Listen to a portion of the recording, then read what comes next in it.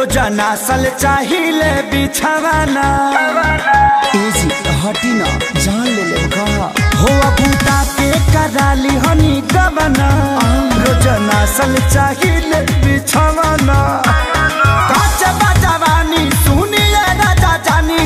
काच बजवानी सुनिए राजा जानी हमसे कुछ दिन दूरी औरी रही ना मानब का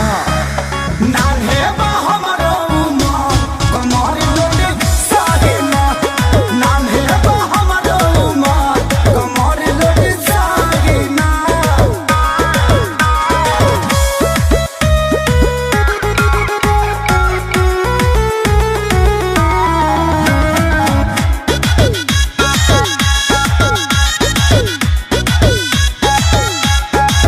नहीं करी परेशान अब ही बानी हम नादान से जिपा चढ़ी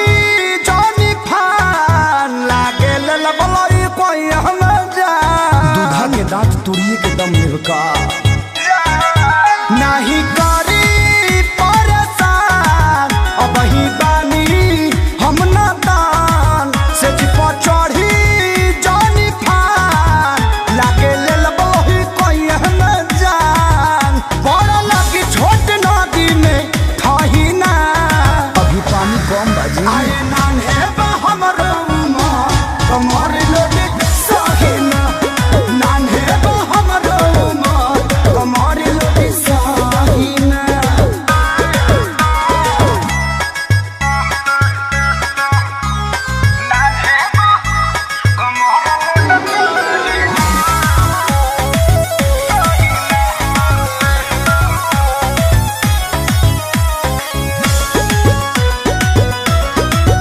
पानी दुबार कम जोर ऐसे गोड़ में फसाई ना गो